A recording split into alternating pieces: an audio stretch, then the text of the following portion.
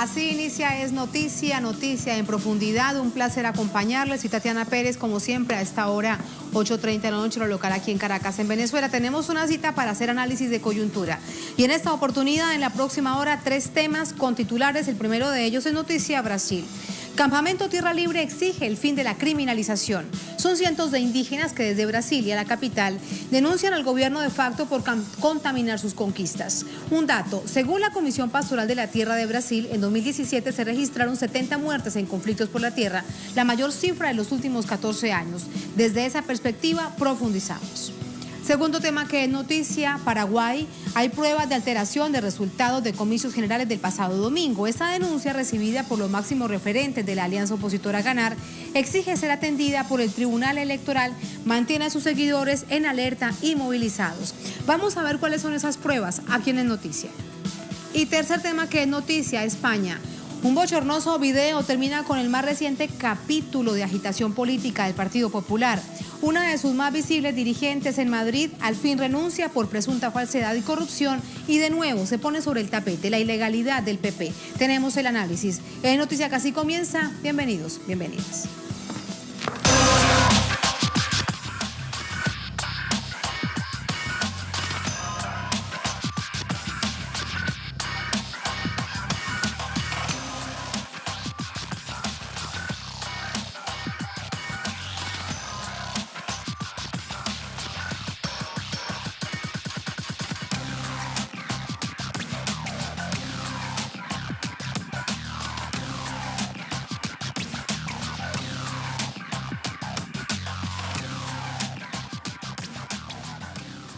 En Noticia Brasil, este martes los pueblos originarios en ese país, reunidos en Brasilia, enviaron una carta al expresidente Luis Ignacio Lula da Silva, en la que expresaron que son su voz, sus brazos y sus piernas. El llamado Campamento Tierra Libre denuncia la gestión de Temer como un gobierno antiindígena y reclama la libertad del expresidente.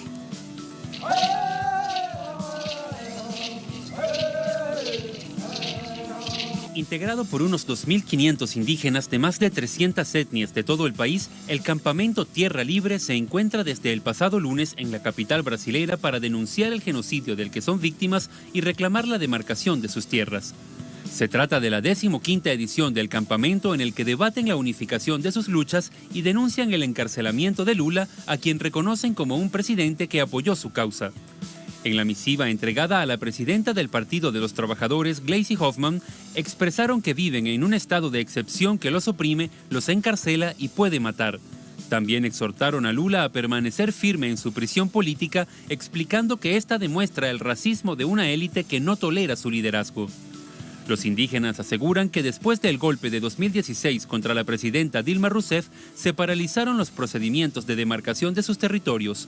Asimismo, denuncian una fuerte campaña de invasión y depredación de reservas indígenas por parte del gobierno federal, que se suma a los intentos de criminalizar su lucha y revertir sus conquistas. El más reciente informe de la Relatora Especial de la ONU sobre Derechos de los Pueblos Indígenas confirma estas denuncias. El mismo indica que la demarcación de tierras, la violencia y el racismo institucional constituyen las principales preocupaciones de las comunidades tradicionales brasileñas, asediadas por la expansión del agronegocio, las industrias extractivistas y los megaproyectos de infraestructura. Otro informe divulgado por la Comisión Pastoral de la Tierra es aún más explícito. Señala que en 2017 se registraron en el país 70 muertes en conflictos por la tierra, cifra un 15% superior a la de 2016 con 61 muertes y la mayor en los últimos 14 años. El estudio subraya que en su gran mayoría las víctimas fueron trabajadores rurales, campesinos sin tierra, indígenas, afrodescendientes, colonos y pescadores. Ahí está la situación en el contexto que se da esta movilización hasta el próximo 27 de este mes. ¿Y cómo finalizó la jornada? Le preguntamos a nuestra corresponsal en Brasilia, Adriana Robreño. Adriana, buenas noches, adelante.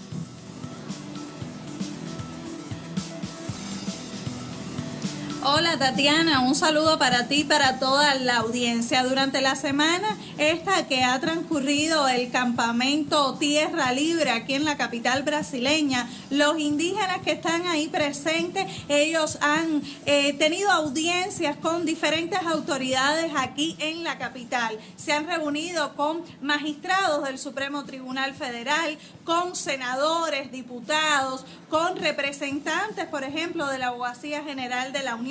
De hecho, este es el principal objetivo de este campamento que se realiza hace 15 años aquí en la brasileña, venir hasta aquí para dialogar con las autoridades, para exigir lo que ellos consideran que son sus derechos que están garantizados por la Constitución brasileña. Es por eso que ellos se han manifestado, por ejemplo, en el día de hoy en las afueras de la sede de la Abogacía General de la Unión. Ellos exigen que sean demarcadas sus tierras, no solo las tierras que estaban ocupadas por las comunidades originarias en el año 1988, que fue cuando se proclamó la Constitución brasileña, sino aquellas tierras que ellos ocupaban 500 años antes cuando llegaron aquí a Brasil. Ellos dicen que ellos han sido a lo largo de la historia despojados, desalojados de sus tierras por parte de latifundistas, terratenientes,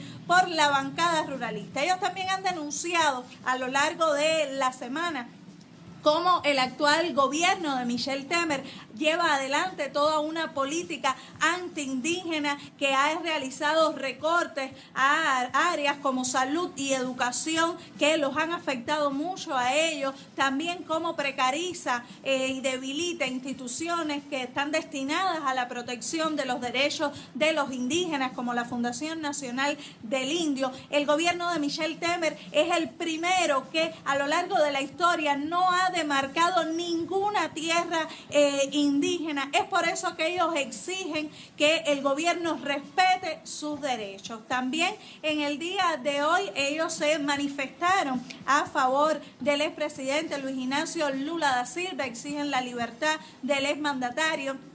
Redactaron una carta que se la entregaron a la presidenta del Partido de los Trabajadores, a la senadora Gleisi Hoffmann, para que ella se la haga llegar al expresidente Lula. En la manifestación de hoy en las afueras de la Abogacía General de la Unión también los veíamos con una bandera de Brasil que pedía Lula libre. Ellos gritaban a coro Lula guerrero del pueblo brasileño. O sea, vemos cómo también la comunidad indígena se solidariza con el expresidente Lula, que lo consideran un preso político. Este campamento indígena continuará hasta el próximo 27 de abril y mañana está previsto que se realice una gran manifestación por el centro de la ciudad, por la explanada de los ministerios hasta el Congreso Nacional, y así ellos continuarán en esta jornada por derechos aquí en la capital del país. Tatiana. Ese es el panorama. Gracias, Adriana. Bueno, ahí está la información. Vamos de inmediato con el análisis. Para ello nos ayuda Beto Almeida, analista político, director de la televisora Ciudad Libre de Brasilia. Hola, Beto. Muy buenas noches. ¿Cómo estás? Muy buenas noches, Tatiana. Buenas noches a los televidentes de Telesur. Un saludo para todos. Beto, ¿cuál es la relación actual que existe entre las comunidades, los pueblos indígenas, los pueblos originarios y la clase política? ¿Históricamente o es ahora, cuando hemos visto que en distintos titulares, desde las fuentes que se citan en lo político, hablan de esclavos prófugos, hablan de indios? ¿Esa es la forma como se refiere la clase política hacia estos representantes, los más de 2.000 que llegan con todo lo que representan sin ningún temor a ser vistos?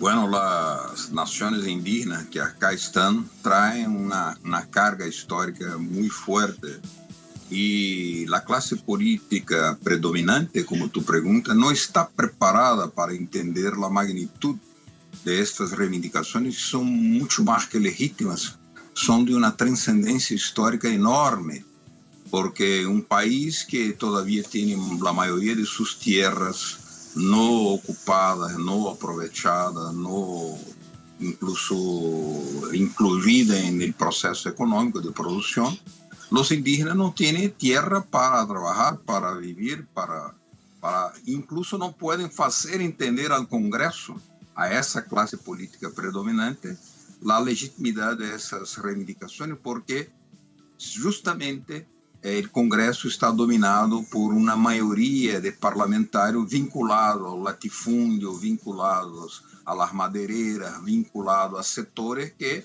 son apenas agroexportadores y quieren no la demarcación de las tierras indígenas, que es la reivindicación primera, la principal de los indígenas, pero sobre todo están patrocinando una serie de reversos, de retrocesos muy grandes, por ejemplo, en el tratamiento que los medios de comunicación dan a esa reivindicación y también de parte del judiciario, porque hay un cambio, un retroceso judiciario para tratar la cuestión indígena, que es de una manera muy grave. Prácticamente el judiciario lo está criminalizando a la reivindicación indígena. Hay algo que quiero pedirte que nos ayudes a entender. Denuncian la paralización de todo lo que se había adelantado en términos de demarcación de tierras, pero señalan en particular a la bancada ruralista del Congreso. ¿Quién es esa bancada? ¿A quién representa y qué significa en este momento? Esa bancada es fortísima, es la bancada del agronegocio, bancada de los madereros, bancada de la soya, la bancada de los minerios, ¿no? Que no tiene ningún tipo de actitud para comprender, al contrario, quieren en realidad patrocinar la expulsión de los indios, las pocas tierras demarcadas que tienen. Pero además que eso, no hay avances legislativos, porque había en trámite una serie de legislaciones, de proyectos de ley que estaban para ser democratizar el proceso de ese sector indígena en Brasil, porque durante el gobierno de Lula y de Dilma hubo sí una serie de cambios para instalación, por ejemplo, de servicios de salud, de luz eléctrica en las aldeas indígenas. Los indígenas pasaron a ser incluidos en el proceso educacional formal. En las universidades hay ya muchos formados ya indígenas que ya se recibieron en el curso superior universitario, pero todo eso está siendo demolido porque hay, primeramente, una decisión del gobierno Temer aprobada por el Congreso de congelar por 20 años todas las inversiones públicas, ¿no? Los investimentos públicos. Con eso, no solamente las políticas de los trabajadores, las políticas de salud, pero también los indígenas son fuertemente atendidos porque el tema de las carreteras, el tema de la electrificación, el tema de la salud, de todo eso se paraliza para los indígenas, entonces se configura una situación muy dramática que ese campamento viene para denunciar, para buscar un diálogo, pero la gente que está acá en Brasil, en el Congreso, en el gobierno, no está dispuesta a dialogar, está dispuesta no mínimo a expulsar a los indígenas, los despreciarlos con toda fuerza. Por eso tiene una carga de legitimidad muy grande ese campamento Tierra Libre acá en Brasil. Beto, ¿y hay alguna investigación real, judicial, para acabar con la impunidad? El informe que veíamos antes de entrar en la conversación contigo daba cuenta de 70 conflictos en los que han resultado muertos no solamente indígenas, sino campesinos, trabajadores de la tierra, también los negros o afrodescendientes, pero todos relacionados directamente con la tierra. ¿Hay alguna investigación seria que permita establecer qué es lo que está pasando, quién los está matando? Tatiana, hay una estadística que prueba que desde 1964 el número de muertes en el campo, los conflictos en el campo han crecido muchísimo, pero el relatorio de la Comisión Pastoral de la Tierra de la semana pasada ha mostrado que el año pasado 70 muertos se dieron vinculados a la cuestión agraria, a la cuestión de la tierra. Parte de ellos son indígenas. La investigación, la impunidad es la marca mayor. Hay una impunidad total. Prácticamente hay no máximo 3 o 4% de todos los crímenes que son investigados y que los mandantes son punidos realmente. La mayoría, la gran mayoría, más de 90 y tanto %, no tiene ninguna punición, es una impunidad total. Pero hay un agravante. Por eso los indígenas fueron hoy a la Advocacia General de la Unión, porque hay una presión del Congreso y del Ejecutivo sobre el Judiciario para que cualquier demanda indígena en la primera instancia de la justicia en los municipios sea considerada al reverso. O sea, el deslocamiento, la expulsión es prácticamente la primera medida que se toma. Después, cuando hay una invasión de una tierra ya demarcada, anteriormente demarcada, lo que es raro, también son considerados prioritariamente, son favorecidos los invasores, que normalmente son los madereros, los garimperos de grandes empresas, contra los derechos de los indígenas. Entonces, hubo un cambio, una presión sobre la primera instancia de la justicia para tratar cualquier demanda de una manera que sea desfavorable a los indígenas. Y además que eso se configura que todo el desastre, que es el desmonte del Estado social brasileño, atinge a los sectores más vulnerables. Dentro de ellos están las tribus indígenas. Entonces es una situación muy difícil. Por eso hay la necesidad de esa lucha. Por eso se comunican con los sectores amplios de la sociedad, defienden la libertad de Lula, porque saben que Lula fue lo que ha patrocinado, por ejemplo, una overdosis de civilización, de apoyo económico, apoyo de salud para las naciones indígenas en diferentes partes de Brasil. De hecho, en la carta que se estaba enviando, que le entregaban a la presidenta del Partido de los Trabajadores, Gleisi Hoffmann, decían que caminarán hasta Curitiba. ¿Habrá algún riesgo de que esto llegue a suceder ante la situación que hemos visto cuando llegan movimientos sociales, cuando avanzan hacia Curitiba, donde está preso el expresidente Lula? Bueno, hoy hay una visión muy clara en los diferentes movimientos sociales, sindicales, los partidos, las fuerzas vivas, los intelectuales, los artistas. La gente del samba está se proponiendo a ir a Curitiba para visitar a Lula. Y el 1 de mayo va a ser realmente un 1 de mayo de mucha lucha, muy significativa, porque hay caravanas de toda parte del país que van indígenas, van quilombola, van sin tierra, van de todo.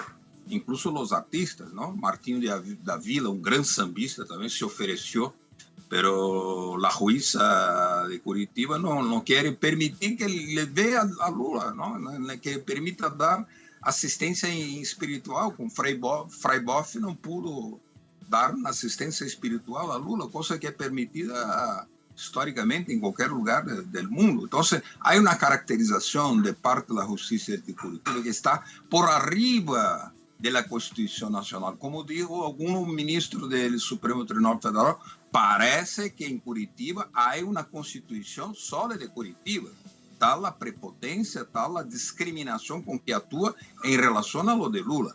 Evidentemente, a tensão é um hecho, claro, e há provavelmente uma concentração que vai ser muito expressiva no dia 1 de maio, e por isso há setores da Polícia Federal que estão pedindo que Lula seja trasladado a outra parte, porque há todavía uma discussão interna dentro de eles que querem manter o golpe, manter Lula preso, pero estão, digamos, com diferentes posições em relação. Lo que sí é concreto é que o 1 de maio, incluso com os indígenas reivindicando e participando, será um 1 de maio para reivindicar a necessidade absoluta, necessária e histórica da libertação de Lula, Luiz Inácio Lula da Silva. En Curitiba, entonces, en el campamento Lula Libre. Gracias, Beto, por ese análisis. Muy buenas noches. Unimos hechos Muchas históricos gracias. Con esta coyuntura y esa es la realidad. Un placer. Buenas noches. Chao. Ahí teníamos a Beto Almeida, nuestro invitado para este momento, en este primer bloque de esta emisión de Noticia. Vamos a la pausa en esta emisión. Al volver, nuestro segundo tema, en ello profundizamos. En Noticia Paraguay, hay pruebas de alteración de resultados de comicio del pasado domingo. Esta denuncia, recibida por los máximos referentes de la alianza opositora Ganar, exige ser atendida por el Tribunal Electoral y mantiene a sus seguidores en alerta y movilizados. ¿Cuáles son las pruebas? Se las presentamos y lo analizamos aquí en Es Noticia.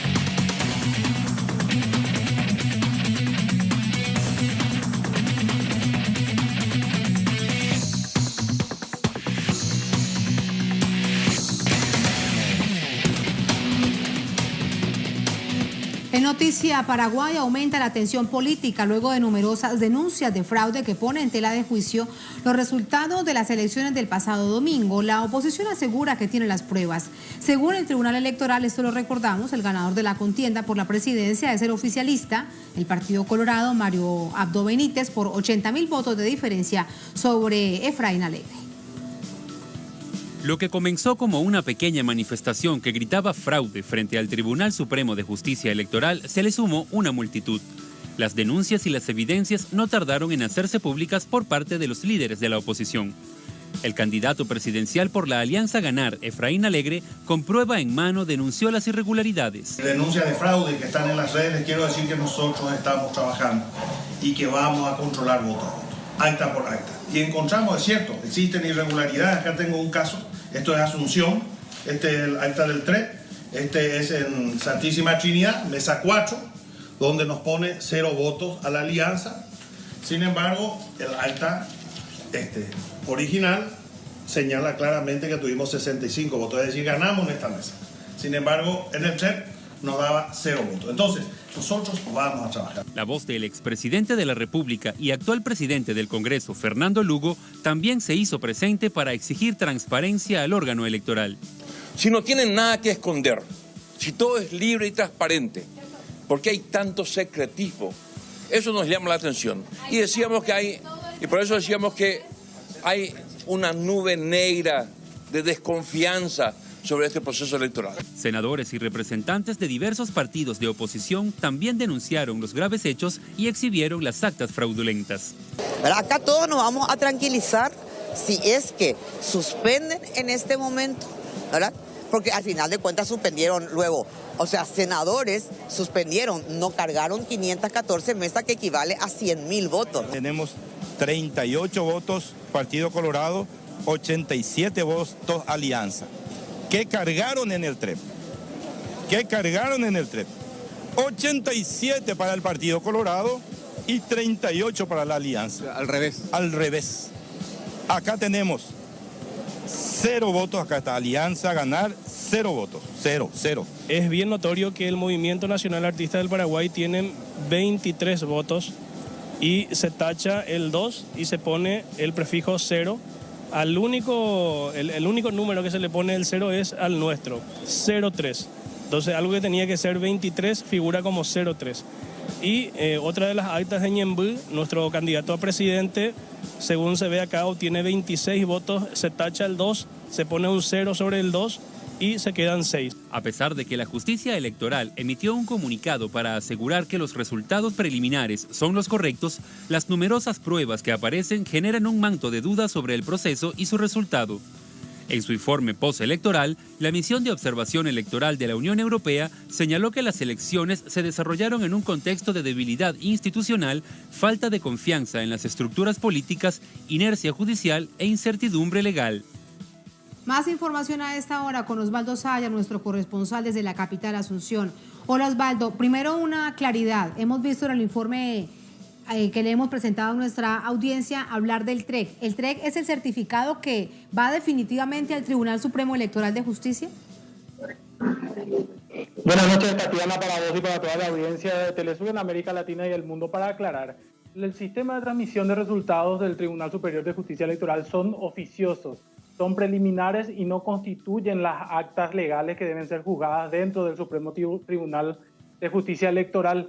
Es decir, No se podía, dice la oposición, proclamar presidente a Mario Abdo Benítez sin antes verificar los resultados de las actas originales, es decir, mediante unos documentos digitales, en su mayoría transmitidos mediante voz, o sea, a través de vía telefónica, se ha proclamado un candidato a presidente. Luego de estas denuncias, que son múltiples y no dejan de aparecer, se cierne un manto de dudas sobre la transparencia en las elecciones de Paraguay. Estas actas que transmitieron a través del TREP no son las actas legales. Si bien Efraín Alegre dijo que va a esperar hasta el final y tampoco desconoce que pueda ser el ganador Mario Abdo Benítez, él afirmó que seguirán controlando acta por acta hasta tener los resultados finales. Es importante entender que al ser tan estrecho el margen entre un candidato y otro, 3.7%, el margen más estrecho de la historia democrática del Paraguay desde la caída de la dictadura, el peso de este tipo de fraude se hace más grande. Es por eso que la movilización ciudadana ayer empezó y se hizo cada vez más contundente al ir saliendo a través de redes sociales y con pruebas físicas de gente que iba cotejando con su comprobante de voto, que a veces ni siquiera aparecía en los certificados del TREP.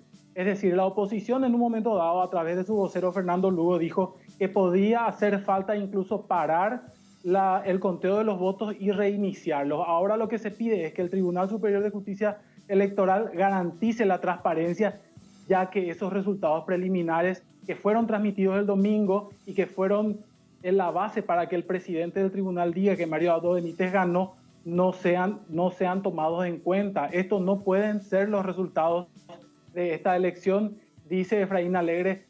Él va a esperar, hoy dio una conferencia de prensa con su vicepresidente Leo Rubín, dijo que va a esperar que todas las actas sean juzgadas para reconocer al ganador de estas elecciones que se dieron el domingo. Este panorama se evidencia también en Senado, Cámara de Diputados, gobernadores, o solamente está enfocado en presidencia.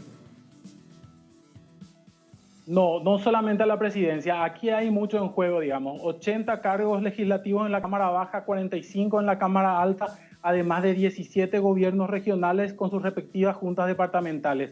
Todas las 70 organizaciones políticas, entre alianzas, concertaciones y partidos políticos, están atentas al conteo de estos votos, a que se controlen las actas. No solamente tiene que ver con la candidatura a presidente de Mario Abdo Benítez y de Efraín Alegre, de la Alianza Ganar y del Partido Colorado, sino con los intereses y con el respeto al voto y a la participación política de los electores y de estas 70 organizaciones políticas. Recordemos además que estas elecciones tuvieron una participación del 61%, una participación la más baja quizás también de toda la era democrática paraguaya.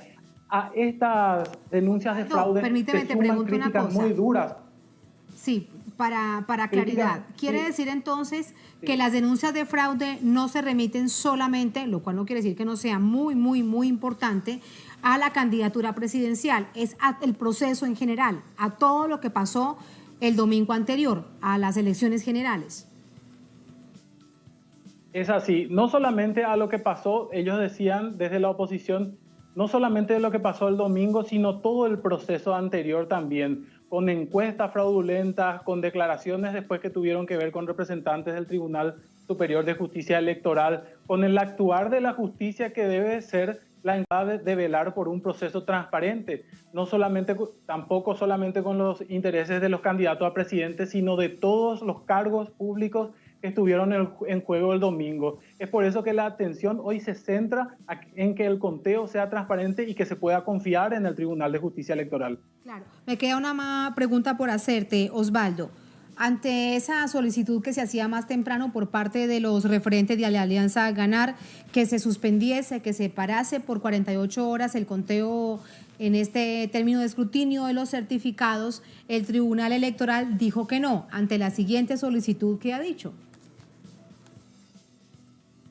El Tribunal Superior de Justicia Electoral, que recordemos primero proclama una cosa muy rara porque nunca había ocurrido antes en elecciones acá en Paraguay, que se proclame a un candidato con los resultados preliminares.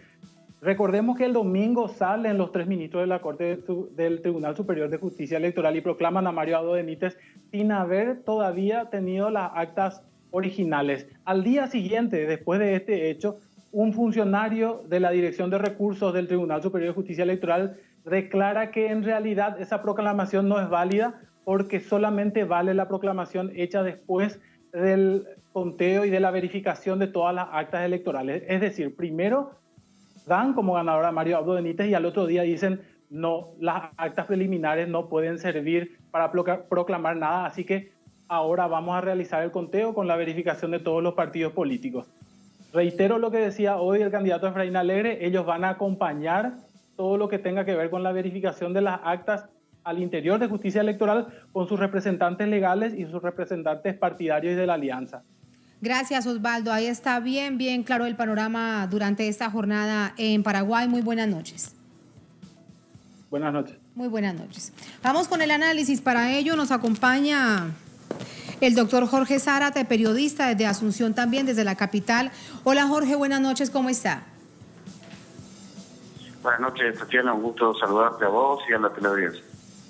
Para seguir aclarando toda esta situación, ¿cómo tratar de entender lo que primero sucedió el domingo cuando se proclama a Mario Abdo Benítez con este conteo rápido, con ese conteo preliminar, pero al fin y al cabo es la autoridad electoral la que dice que él es el nuevo presidente, a lo que está sucediendo ahora? ¿Hay un caso realmente de atención de fraude, de irregularidades en el país?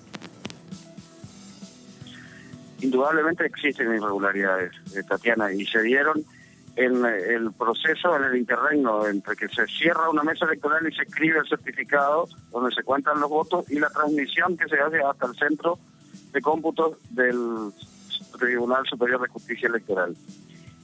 Los casos son bastantes, cientos, y preocupan mucho porque, bueno, en general lo que se percibió es que se desviaron votos que fueron a movimientos pequeños, quizá pensando que no los iban a reclamar, ¿verdad? Pero fue al contrario, fue allí donde se originó la primera protesta de gente que no encontraba sus votos. Pocos votos, pero votos al fin, ¿verdad?, que merecen el mayor de los respetos, que no aparecían en las actas del TREP. Entonces allí se empezó a verificar en una escalada que realmente impactó mucho, sobre todo en redes sociales, esa discordancia entre lo que había pasado efectivamente en las mesas y lo que después se comunicó al Superior Tribunal, ¿verdad? Claro, ¿y esto se dio en qué partes con mayor fuerza? ¿Estamos hablando de la capital como centro o es un panorama generalizado en el país? Entiendo que eso se está evaluando en este momento, pero en la capital hay casos y hay casos también en el interior.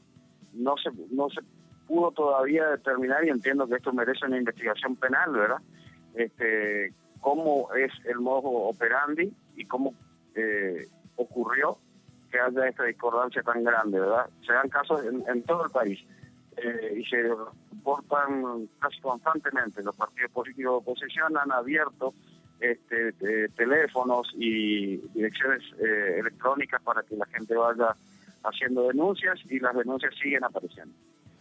Jorge, ¿cómo has visto la participación, el trabajo, el papel de los representantes del Tribunal Supremo de Justicia Electoral? Le recordaba a nuestro corresponsal Osvaldo Sayas que durante esta jornada dijeron que no atenderían la exigencia que se hacía desde la Alianza Ganar de detener por 48 horas el conteo de votos para tratar de esclarecer la situación. Decían que iban a continuar con esto. Así que desde esa perspectiva, ¿cómo la has visto? ¿Es lo correcto o deberían realmente atender ante el alto número, la suma de denuncias de fraude, detenerse un momento y ver qué es lo que está pasando? Yo entiendo que fue apresurada el intento de proclamación de Abdo Benítez como ganador, sobre todo cuando fue claro su oponente en pedir que iban a ir hasta el conteo del 100% de los votos en el juicio correcto, digamos, que es el de las actas electorales, que es el proceso que estamos viviendo ahora, ¿verdad? Me parece que hay mucho que señalarle como mala actuación al Tribunal Superior de Justicia Electoral, sobre todo lo que tiene que ver con este mecanismo del TREP. Ahí tampoco estamos viendo una acción clara para investigar e indagar qué pasó, ¿verdad? Cómo se pudo dar una situación de este tipo en la que desaparecen votos de movimientos pequeños, en la que aparecen cambiados los números de votos en algunas mesas en favor del candidato del Partido Colorado, y estos, recordemos, son votos en algunos casos importantes para definir diputaciones, senadurías y también los cargos de concejales departamentales, que vendrían a ser las cámaras legislativas de los departamentos, las provincias, los estados en los que se divide, 17 departamentos en que se divide políticamente el país. Jorge, ¿y es posible identificar ya en este momento en qué parte del proceso de ese escrutinio rápido preliminar se dio la irregularidad? O sea, ¿quién es el responsable de que esto hubiese pasado? ¿O quiénes? Y eso, hay responsables, digamos, en jefes informáticos, hay una línea que investigar ahí que tiene que ver con la transmisión, ¿no es cierto? Es decir, quién es el que emite, desde dónde emite y el que recibe, ¿verdad? En qué momento, si hubo una intermediación, habría que investigar si esas actas eran remitidas a un tercer lugar y después recién llegaban al Superior Tribunal. Es decir, resta acá una acción mucho más fuerte y precisa para determinar las responsabilidades en este caso, cuestión que no estamos viendo, ¿no es cierto? Claro, Jorge, ahora quiero preguntarte en retrospectiva con respecto a esta misma situación. Fíjate, nos decía Osvaldo que la diferencia son 80.000 votos, un poquitico más, casi 90.000 votos, pero realmente es la más corta diferencia en la historia. ¿Es la primera vez que hay fraude o en otras oportunidades también hubo este manto de duda, pero no fue tan evidente? A ver qué decirte. Yo entiendo que, viste, en las elecciones, así como este sistema, creo que siempre hay pequeñas trapisondas, ¿verdad? Pero que no alcanzan un volumen mayor, importante. Lo que se denuncia es que generalmente se les suele quitar votos a los movimientos pequeños para tratar de engrosar las listas de los partidos principales. Como los partidos principales son los únicos que tienen fiscales en todas las mesas, hubo 21.000 mesas esta vez habilitadas en el país, y por decirte, en el 100% de las mesas había un fiscal colorado y un fiscal liberal, ¿verdad? Entonces también en muchos casos se da el acuerdo entre los dos grandes partidos para que restarle los votos a los movimientos pequeños. Hay prácticas, malas prácticas que son consuetudinarias, te diría, pero entendemos que acá se suma el elemento de lo electrónico, ¿verdad? Ese elemento de la transmisión para el TREP, porque hay que explicarle a la gente que el acta que quedó en la urna tiene los votos correctos, debería tener los votos correctos, a no ser que ahí también se descubran cosas, ¿verdad? Todavía no tenemos ninguna noticia en ese sentido, pero lo que quiero decir es, acá había un acta en la urna y otra que fue la que finalmente se difundió en la transmisión rápida de resultados preliminares, ¿verdad? Claro, me queda una sola pregunta en un caso hipotético, sin duda, pero en términos del análisis político de lo que significa el Partido Colorado durante 70 años en el poder de manera permanente, salvo el momento en que estuvo por el Frente Guazú el presidente, que ahora también es presidente del Senado. Así que en ese contexto, la pregunta ¿es posible que haya un cambio en este resultado o así se mantendrá? Es muy difícil, Diana. Yo creo que es muy difícil. Debería involucrar, digamos, un operativo, o si no, estaríamos ante un fraude gigante, ¿verdad? Que no parece ser el caso. Pero igual, estemos atentos. Yo creo que algunos resultados se pueden llegar a modificar. Por ejemplo, te doy el de la gobernación del Departamento Central, que es el distrito electoral más importante del país, que de todas las ciudades de la Gran Asunción, donde viven alrededor de 2,5 millones de personas, ¿verdad? Entonces, en ese estado se proclamó también ganador, o se dio como ganador a través de los resultados preliminares, al colorado Hugo Javier González, que habría ganado por 13.000 votos. El candidato liberal, su oponente, dice que el conteo de ellos, de las mesas, les da que él gana por 1.000 votos. O sea, podría ser un caso en el que habría alguna posibilidad de reversión, ¿verdad? En tanto en lo que hace la presidencial estamos hablando de 90.000 votos, ¿verdad? Entonces parece que no debe ser, no se cree que tenga ese tamaño el efecto de esta ocultamiento de votos, digamos, que ocurrió. De esa situación irregular. Gracias por ayudarnos a entender la complejidad de este momento que vive el Paraguay. Jorge, muy buenas noches. Muchas gracias a ustedes por la oportunidad. Un saludo a toda la audiencia. Muchísimas gracias. Así están las cosas. En todo caso, la autoridad electoral, la máxima autoridad electoral, el Tribunal Supremo Electoral de Justicia, dice que por lo menos en lo que respecta a la Cámara de Diputados, solo hasta el viernes se conocerá cómo queda la conformación de Senado, ya se sabe, y allí también hay impugnaciones. Así nos vamos a la segunda, última pausa en esta emisión de Es Noticia. Al volver, Es Noticia España. Un bochornoso video termina con el más reciente capítulo de agitación política del Partido Popular.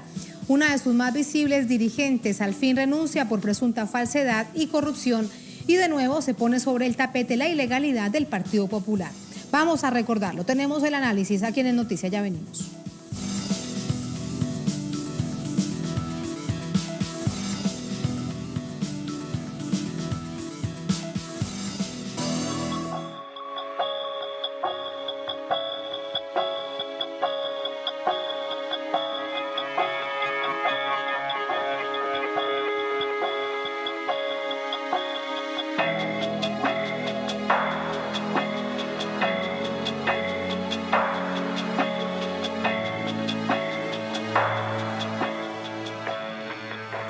Noticia España, de nuevo el partido de gobierno, el PP, salpicado por hechos de corrupción. Esta vez la protagonista del detonante es la presidenta de la Comunidad de Madrid, Cristina Cifuentes, quien ya dimitió y hay varios al acecho de este cargo. Vamos a recordar este hecho y miramos hacia atrás.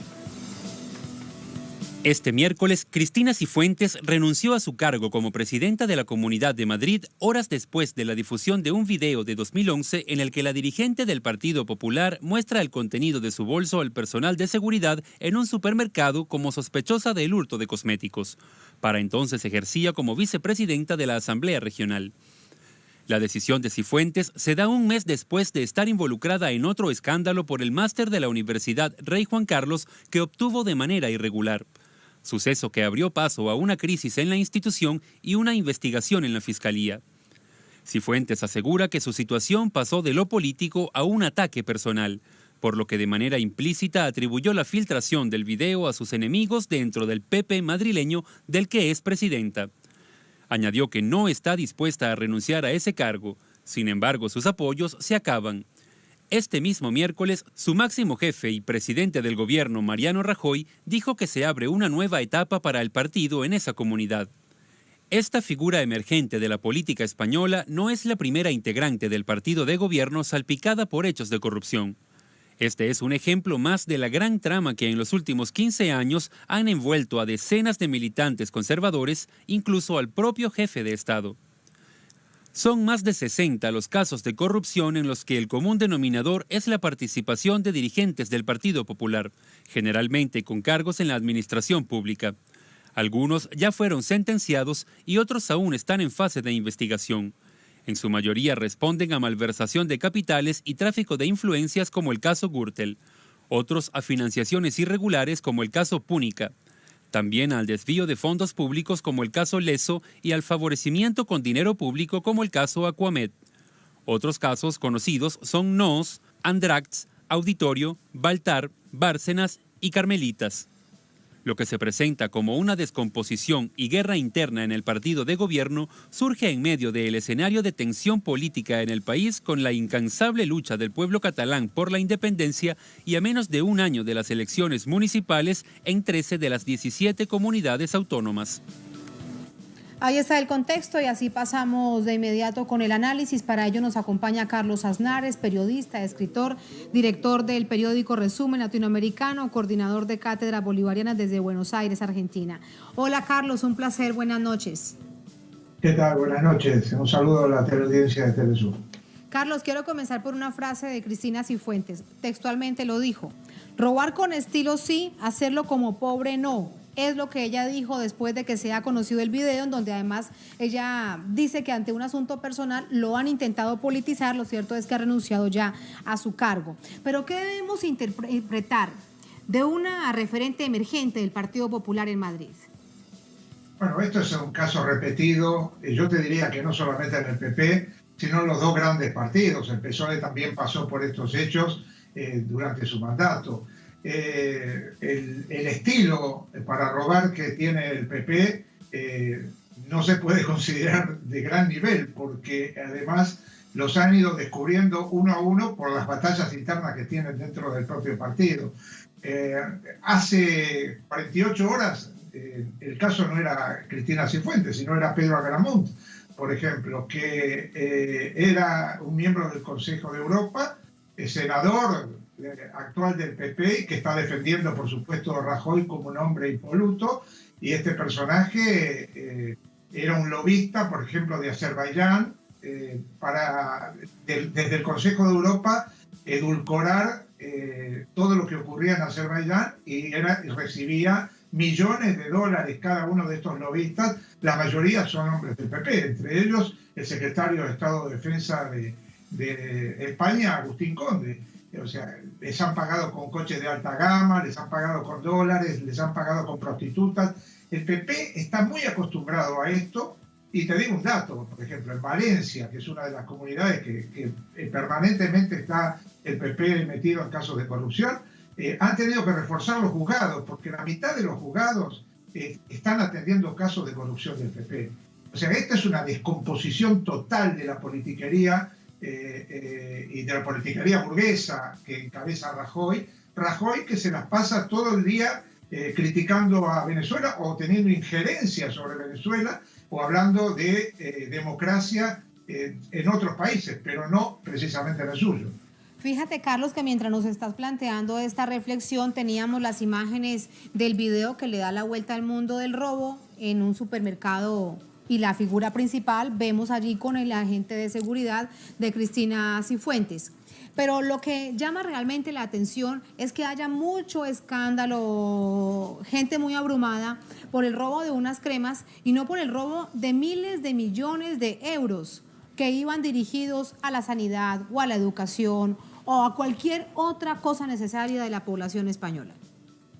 Sí, eso es lo que después les permite al PP este tipo de ocultamiento o de desviación sobre hechos menos graves para tapar los más graves, le permite seguir sacando votos. Y eso es parte también de un adormecimiento de una parte importante de la población española que vuelve a repetir el voto a un gobierno fascista que persiga a los vascos, que persiga a los catalanes. Estamos en este momento con más de 300 presos vascos por luchar por la independencia del socialismo. Estamos con presos catalanes por querer la independencia y de forma pacífica plantear esa independencia. Y sin embargo, después a la hora de la elección, con esta política de los medios, de la carga mediática, de edulcorar todos estos actos de corrupción, o desviar la atención hacia Venezuela, por ejemplo, lo que decía Nicolás Maduro, que siempre se habla más de Venezuela en España que del propio país. Bueno, cortina de humo es esa necesidad de hablar de manera permanente de Venezuela, no solamente por el Partido Popular, por el partido de gobierno, sino por los medios de comunicación, los corporativos en España. ¿Cortina de humo? Sí, totalmente. Cortina de humo que, vuelvo a decirte, les permite ganar la elección. Porque si uno se preguntara cómo puede ser que el partido Continuidad del Franquismo, porque este es el partido más auténticamente franquista después de Franco que ha tenido España, ¿cómo puede ser que siga ganando elecciones? Bueno, a partir de estas operaciones mediáticas, de estas cortinas de humo, la gente se va olvidando de lo que ocurre hoy. Hoy el hecho es Cristina Cifuentes, mañana va a ser otro y otro y otro. Pero cuando llega el momento electoral, esto no sirve para Cataluña o para el País Vasco, porque ahí hay mayor conciencia política para enfrentar a los fascistas. Pero en el resto de España se compran voluntades y además la carga mediática feroz. Los medios juegan un papel fundamental en esto. Pero fíjate que mientras a mí nos dices esto, aquí va la siguiente pregunta, teníamos en pantalla a los referentes de Podemos. Una organización que pasa a ser política, pero que nace netamente del descontento, del desasosiego popular. ¿Qué es lo que está pasando? Además de Izquierda Unida. Sí, bueno, pero ni Podemos ni Izquierda Unida tienen la fuerza suficiente todavía para dar vuelta este tablero enfermizo que alienta que de pronto entre el PP y el PSOE se reparten permanentemente el gobierno en España. Y yo reitero, son esos dos partidos los culpables fundamentales de que España cada vez gire más a la derecha. Porque cuando gobernó el PSOE era exactamente igual. Ahí lo tenés a Felipe González, en lo que se ha convertido en un agente del neofascismo muy parecido a Rajoy. Hay muy pocas diferencias. Y en eso también tiene que ver cómo se ha ido ocultando cada uno de los hechos que durante su gobierno se han cometido, los hechos dolosos. En realidad, España está gobernada por una banda de delincuentes. Son delincuentes. La señora Cristina Cifuentes ahora la califican como que sí, que malversó fondos o que engañó en el máster. Pero si eso lo hace un ciudadano común, lo acusan de delincuente y va a la cárcel. Ella va a seguir, mañana le van a dar seguramente una embajada o la van a calmar con algún dinerillo por ahí y a otro cuento y hasta el próximo corrupto, ¿verdad? Claro, me queda una pregunta por hacerte en clave electoral. Las próximas son las elecciones de comunidades autónomas. Allí habría que preguntarse desde todos estos movimientos y las redes sociales, entre otras cosas, y medios alternativos que van floreciendo en España, ¿cuál tendrá que ser su papel? A ver si comienza en estas regiones, en particular en la capital, a entender qué es lo que está en juego. Yo creo que esa es la gran tarea. Digamos, hay comunidades donde la van a tener difícil para ganar. Ya de hecho Cataluña ya lo ha demostrado, ¿verdad? No solamente electoralmente, sino en la calle también. Y esto también puede pasar en otras comunidades. El papel que juegan los medios alternativos, que también existen con fuerza en España, puede revertir esto que, vuelvo a decirte, ya dura muchos años. Porque no son solamente los años del PP, es la continuidad que todas las instituciones franquistas han tenido hasta ahora. Y sobre todo este rey, ¿verdad? Este rey que nadie eligió y que va pasando la mano del Padre al Hijo, del Hijo al Espíritu Santo. Y así hasta España también, ¿verdad?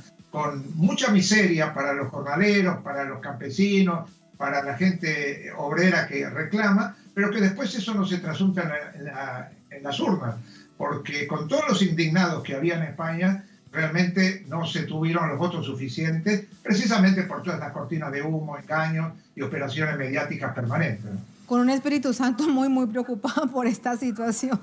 Gracias, Carlos. Un placer y muy buenas noches. Un abrazo grande.